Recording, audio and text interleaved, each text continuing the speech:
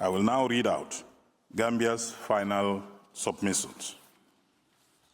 The Republic of the Gambia respectfully requests the International Court of Justice to adjudge and declare that, 1, the Republic of the Union of Myanmar is responsible for genocide against the Rohingya group perpetrated by its security forces and individuals acting under their instructions, direction, or control during the clearance operations of 2016 to 2018 in northern Rakhine State, in violation of Article 1, Article 2, A, B, C, and D, and Articles 3A of the Convention on the Prevention and Punishment of the Crime of Genocide, the Convention. The Republic of the Union of Myanmar has failed to prevent acts of genocide perpetrated by individuals alongside its security forces during the clearance operations of 2016 to 2018 in northern Rakhine State, in violation of Article 1 of the Convention. The Republic of the Union of Myanmar has directly and publicly incited acts of genocide in violation of Article 3C of the Convention. The Republic of the Union of Myanmar has failed to punish acts punishable under the Article 3 of the Convention in violation of Articles 1, 4, and 6 of the Convention. The Republic of the Union of Myanmar has failed to enact the necessary legislations to give effect to the provisions of the Convention in violation of Article 5 of the Convention. As a consequence of its responsibility for these violations of the Convention, the Republic of the Union of Myanmar must cease forthwith any ongoing internationally wrongful act referred to in paragraphs 3, 4, and 5 in particular. Take immediate and effective steps to suppress and prevent any direct and public incitement to commit genocide. Take immediate and effective steps to enact specific and complete genocide criminal legislations applicable to all individuals, addressing all prohibited acts under Article 3 of the Convention and providing for adequate and severe penalties.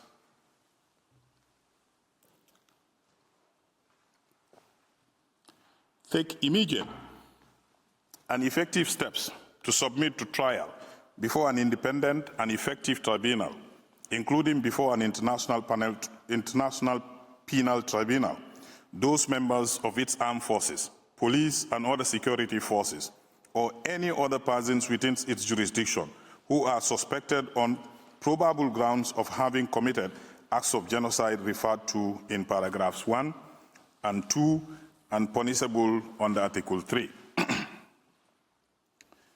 Shall provide reparations for the victims of the genocide referred to in paragraph 1 and the acts of genocide referred to in paragraph 2 who are members of the Rohingya group, and shall, 1, by way of restitution, allow the safe and dignified return to their place of residence of displaced members of the Rohingya group, whether they are displaced within Myanmar or abroad. Return to the Rohingya their individual and collective property, including their lands, houses, places of worship and communal life, fields, livestock and crops, or replace them in kind. Allow and facilitate the safe and dignified reunification of families. Provide for rehabilitation of the physically and mentally injured members of the Rohingya group.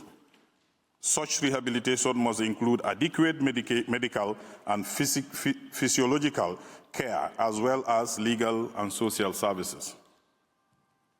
Facilitate the search for the disappeared and assist in the recovery, identification, and reburial of bodies of those killed in accordance with the express and presumed wishes of the victims and in accordance with the cultural and religious practices of the Rohingya.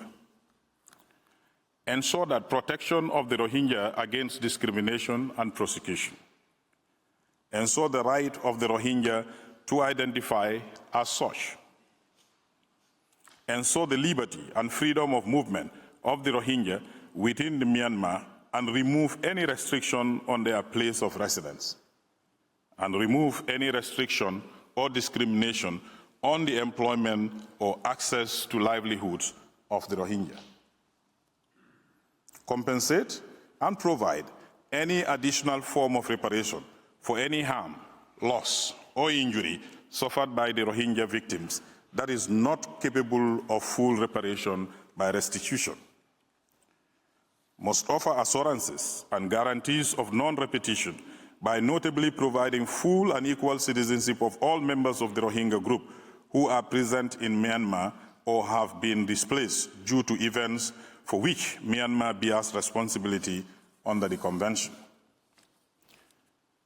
The Republic of the Union of Myanmar has failed to fully and adequately implement the Provisional Measures Order and must, by way of restitution, as referred to in paragraph 6b(I) above, make good any bodily or mental injury, including death, suffered by members of the Rohingya group, or any material injury caused to their property as a result of Myanmar's violation of paragraph 86(1), 2, or 3 of the order. Compensate and provide any additional forms of reparations for any harm, loss, or injury referred to in paragraph 7a above that is not capable of full reparation by restitution. Failing agreement between the parties on the amount of compensation and any additional forms of reparation referred to in paragraph 6b(2) and paragraph 7b above, the question will be decided by the court in subsequent phase of proceedings in this case. Thank you, Mr. President. That concludes Gambia's final submission in this matter.